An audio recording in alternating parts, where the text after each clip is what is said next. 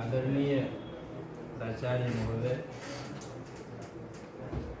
अभिषेक जी, हमारे छोटे भाई जैसे प्रवीण जी और विशाल जी। अभिषेक जी, मैंने बीए तक मैथमेटिक्स और संस्कृत एक साथ पढ़ा,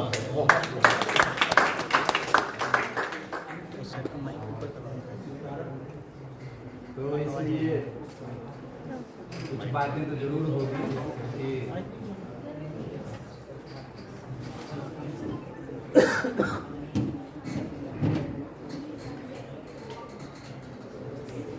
इन्होंने जैसा शीर्षक रखा है कि रसो वैसा, तो कुछ तो इस पर बोलना ही पड़ेगा, क्योंकि ये भारत की वो चीज़ है जो हमारे जीवन के एक क्षण को प्रभावित है। और मैं भी यहाँ का छात्र रहा हूँ, मैं हंसराज कॉलेज में पढ़ा।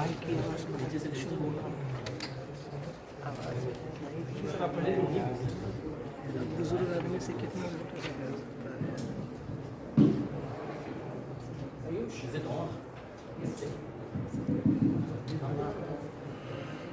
मैं हंसराज कॉलेज में पढ़ा और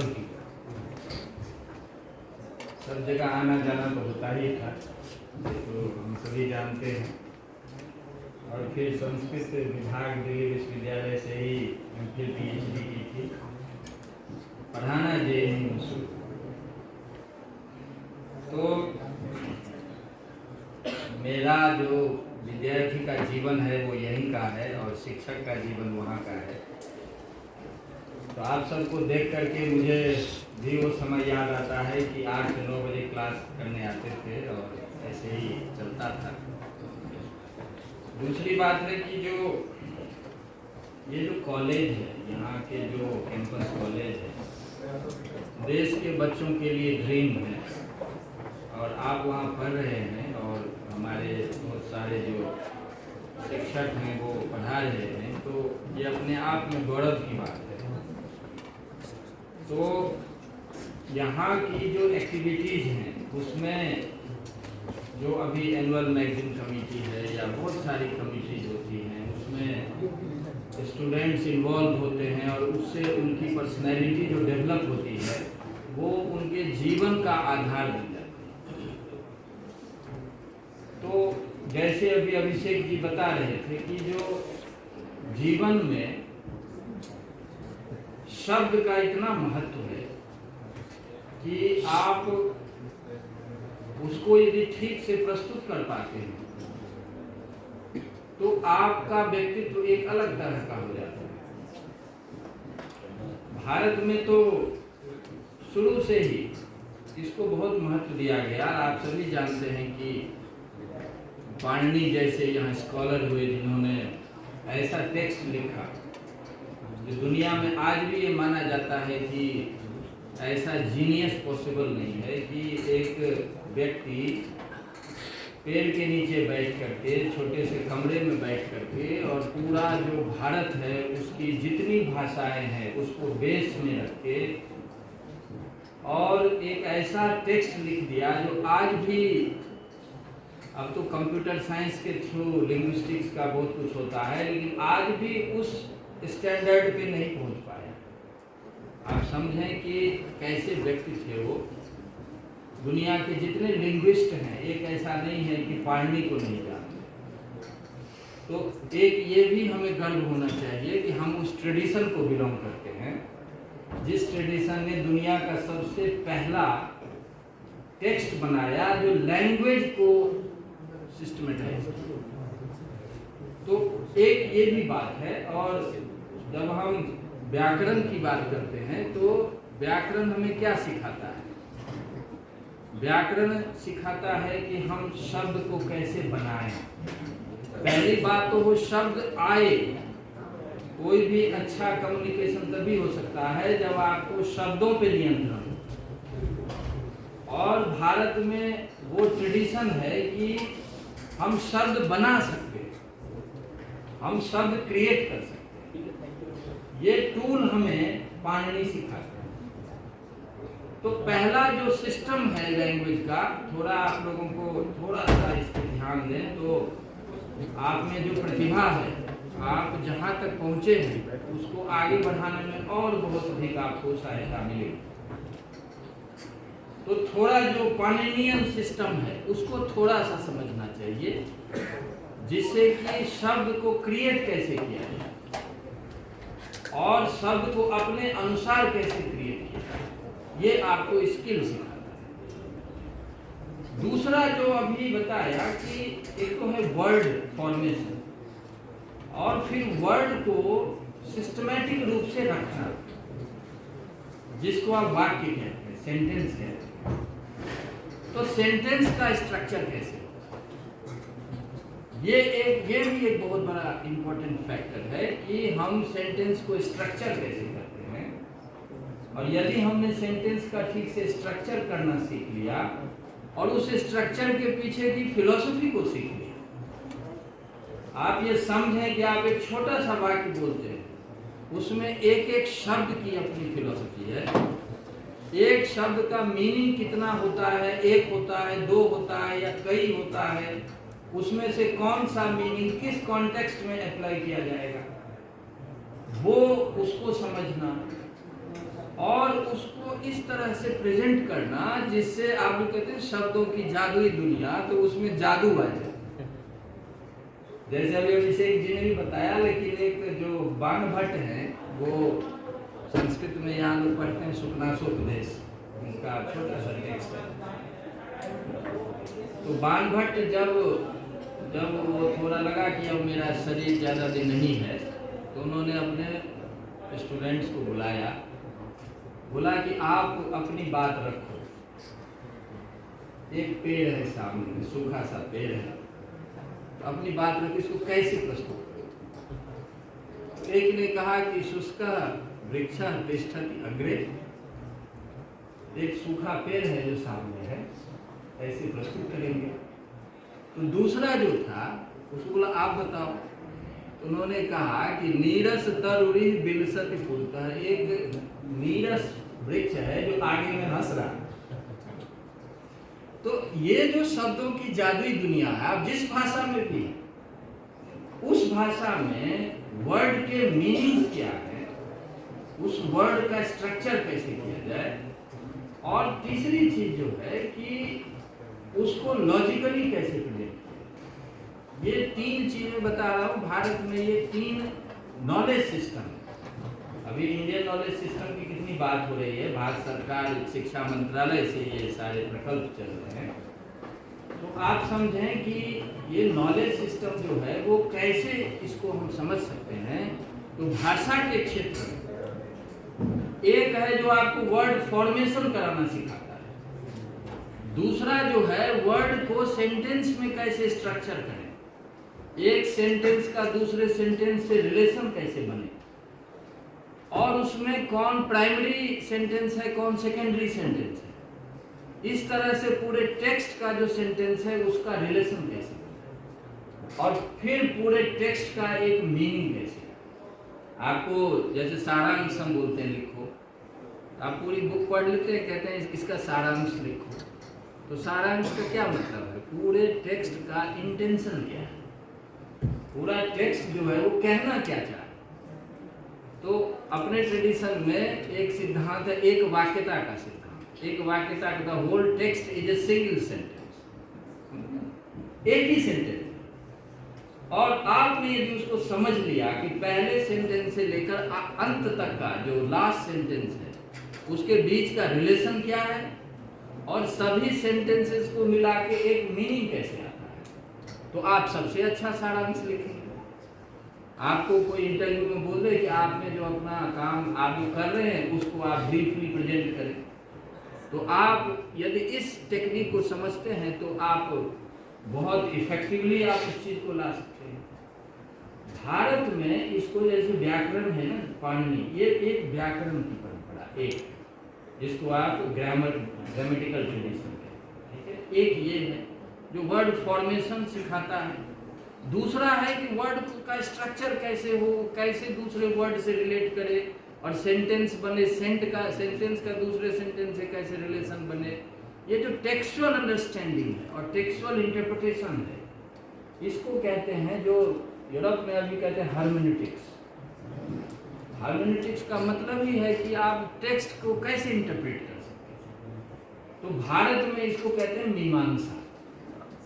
जो मीमांसा ट्रेडिशन आप सुनते होंगे वो एक्चुअली में हार्मेनेटिक्स है कि सेंटेंस का मीनिंग कैसे डिराइव किया जाए, टेक्स्ट का मीनिंग कैसे आपको समझना है और वो परफेक्टली समझना है। ये नहीं कि हमारी जैसी इच्छा है हमने उसको समझ लिया और वैसे ही बता दिया। तो ये पूरा मीमांसा ट्रेडिशन है। और तीसरा जो है कि इसको लॉजिकली कैसे रखें। एक ही सेंटेंस को आप यदि ठीक से रखते हैं तो वो अलग मीनिंग कम्युनिकेट करता है, और उसको यदि आप लॉजिकली रखते हैं तो दूसरा जो ऑडियंस है वो उसको एग्जैक्टली समझता है और आपके इंटेंशन को समझता है, और ऐसे समझता है जिसके बाद फर्दर कोई क्वेश्चन नहीं रेज कर सकता। समझिए ना, जो सबसे अच्छा वकील होता है वो क्या होता है? वकील का मतलब लॉजिशियन। समझिए ना, जो वकील जितना लॉजिकली स्टेटमेंट को रख सकता है जज के सामने, तो वो झूठे केस को भी सच्चा बना देगा। होता ही है, ये होता ही है। आप वकील से आप पूछोगे कि ठीक है आपको केस जिता देंगे, कैसे जिता देंगे? लॉजिकली वो इतना पावरफुल उनका होता है एनालिसिस कि जज जो है उनको कई बार पता होता है कि जो ये गलत बोल रहा है, लेकिन उसका इतना लॉजिकली परफेक्ट होता है कि वो आप मानने के लिए विवश हो जाते हैं। तो किसी चीज को लॉजिकली कैसे रखें, ये भी एक ट्रेडिशन है इंडिया में, जिसको कहते हैं न्याय परंपरा। ये तीनों भाषा से जुड़े, एक वर्ड फॉर्मेशन सिखाता है, दूसरा टेक्स्ट एनालिसिस सिखाता है, तीसरा लॉजिकली अपनी बात को रखना सिखाता है। ये तीन ट्रेडिशन जो है उसको आप शब्द सुनते होंगे, यहाँ पढ़ाई भी होती होगी संस्कृत डिपार्टमेंट में, लेकिन अब तो आप लोगों को भी पढ़ना पड़ेगा धीरे धीरे, अच्छा ऐसा लग रहा है।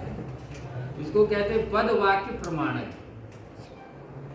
पद वाक्य प्रमाणक का मतलब होता है कि बहुत देर तक वही जा सकता है आगे जिसको वर्ड पे कंट्रोल हो, जिसका सेंटेंस एनालिसिस पे कंट्रोल हो, और इनको लॉजिकली कैसे रखें इस पे भी कंट्रोल। भारत में जो भी स्कॉलर बड़े होते हैं उनका ये एडजेक्टिव होता है। पद वाक्य, कालिदास के बारे में आप कहेंगे तो उनके पीछे ये लगेगा, भवभूति है तो वो लगेगा। ऐसे आज का कोई भी हो, किसी फील्ड का आदमी हो, किसी लैंग्वेज का आदमी हो, वो एक साथ एप्लीकेट हो। तो इसको थोड़ा सा हम यदि और देखें तो शब्दों की जादुई दुनिया और पावरफुल हो जाती है। एक बात ये। दूसरी बात है कि ये रस चीज जो है ये बहुत इंपॉर्टेंट चीज है, और एक तरह समझ लें कि हम सबका प्राण है। जीवन में जिसका रस नहीं है वो कुछ नहीं है, फिर वो डिप्रेशन में जाता है। और रस जिसके जीवन में है वह व्यक्ति किसी भी परिस्थिति में हो वो उसको एंजॉय करता है, और एंजॉय करते हुए अपना भी डेवलपमेंट करता है, और अपने परिवार, अपने समाज, अपने दोस्त सबको खुश रखते हुए आगे बढ़ता है।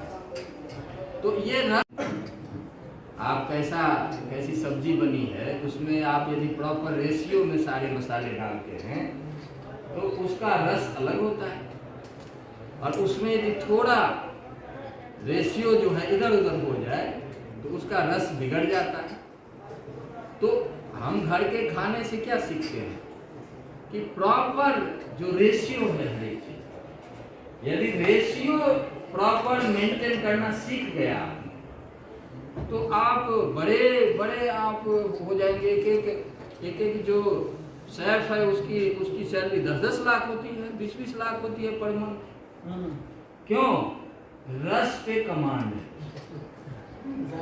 हाँ, जायका जो है वो ऐसा बनाएगा। हमारा जीवन जो है सुबह से शाम तक तो उसी जायके पे चलता है। यदि जायका बिगड़ जाए तो फिर सारी चीजें बिगड़ जाए। तो एक रस तो वो है जो हम घर में प्रत्येक दिन सुबह से शाम तक हमारा चलता है।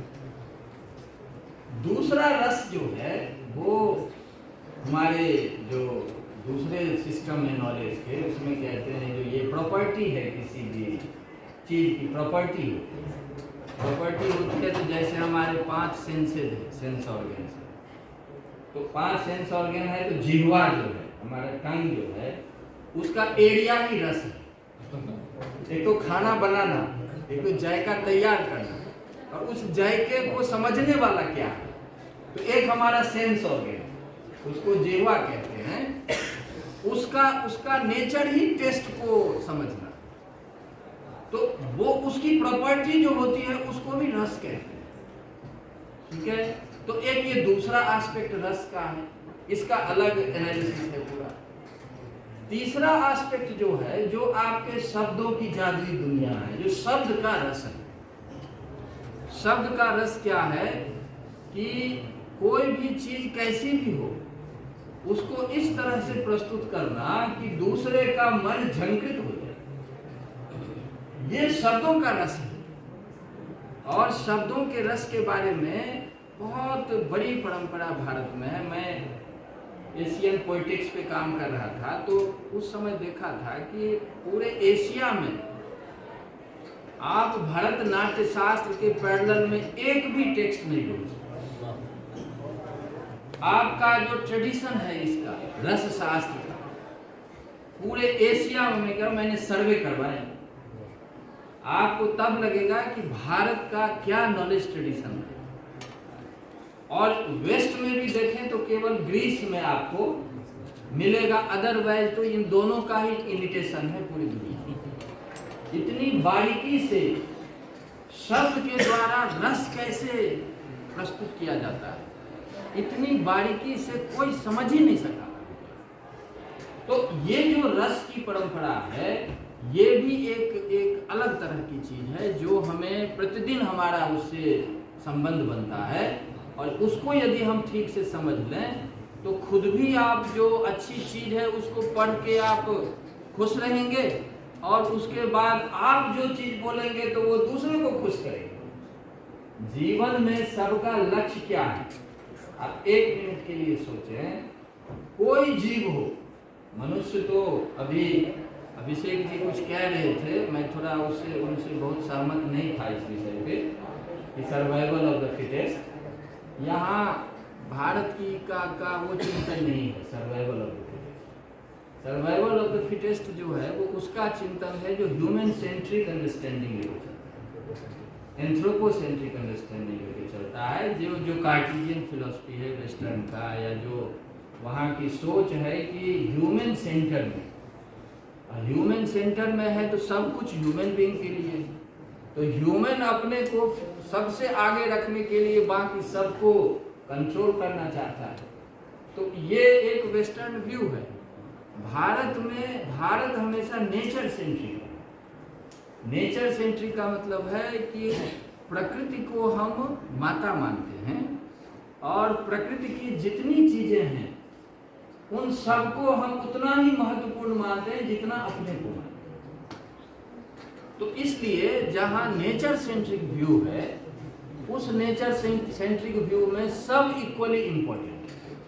सब इक्वली इंपॉर्टेंट है, तो यहाँ सर्वाइवल ऑफ द फिटेस्ट नहीं है, यहाँ कॉपरेशन ऑफ द फिटेस्ट। यहाँ कॉपरेशन है। हम कॉपरेशन क्या करते हैं, तो हम नदी की भी पूजा करते हैं, हम पेड़ पौधे की भी पूजा करते हैं। शुरू में वेस्टर्न लोग बहुत हंसते थे, ये लोग सब असभ्य हैं क्योंकि ये पेड़ पौधे सबकी पूजा करते हैं, ये सब तो सब बेकार चीज है। अब जो पर्यावरण की समस्या उभर के आई है, अब यूएनओ का डिक्लेरेशन है कि आप तभी खुद सरवाइव कर सकते हैं जब इनका केयर करें। Go back to woods, be natural. अब वो स्लोगन चला रहा है, समझ रहे हैं। तो इसमें सर्वाइवल ऑफ द फिटेस्ट नहीं है, इसमें हम कॉपरेट दूसरे को नहीं करते, हम एक ही माता की संतति सबको नहीं मानते, इसलिए आपका फाइट होता है। देखें, जिसको आप अपना संबंधी मानते हैं उससे तो उसकी तो गलत चीज भी अच्छी लगने लगती है कि नहीं। आप बहुत चीज देखेंगे कि बड़े बड़े लोग होते हैं, उनके बच्चे जब किसी गलत चीज में फंसते हैं तो वो उनको किसी न किसी तरह बचाने में लगे रहते हैं। लेकिन दूसरे का बच्चा यदि उसमें फंस जाए तो ठीक है, प्रॉपर एक्शन होना चाहिए, प्रॉपर जस्टिस होना चाहिए। एक्चुअली ये दो दृष्टि है। हमारा जो G20 अभी हुआ तो हमारा क्या था, वसुधैव कुटुंबकम। वसुधैव कुटुंबकम का क्या मतलब है, हम पृथ्वी को माता मानते हैं। तो पृथ्वी के ऊपर जो कुछ भी है, पृथ्वी से विकसित जो कुछ भी है वो उनकी भी माता है। तो हम आपस में हम संबंधी हैं, आपस में संबंधी हैं तो दूसरे का केयर करना है, उससे कंपटीशन नहीं करना है, उसका केयर करना है। और केयर यदि उसका करेंगे तो वो भी आपका केयर करेगा, और उससे यदि आप फाइट करेंगे तो वो भी फाइट करेगा। चींटी को भी आप चाहेंगे तो वो भी कुछ तो करेगा रिएक्शन। इसलिए ये जो व्यू है, नेचर सेंट्रिक व्यू, यही दुनिया को बचाएगा।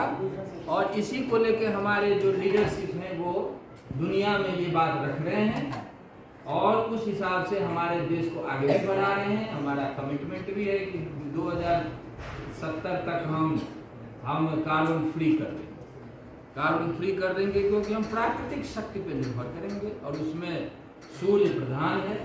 तो ये सारी चीजें जो हैं, थोड़ा इसलिए मैंने कहा क्योंकि सर्वाइवल ऑफ द फिटेस्ट जो है ये भारत की दृष्टि नहीं है। एक विषय होता है, आपने बोला हम केयर करते हैं तो सामने वाला भी केयर करता है, लेकिन नॉर्मल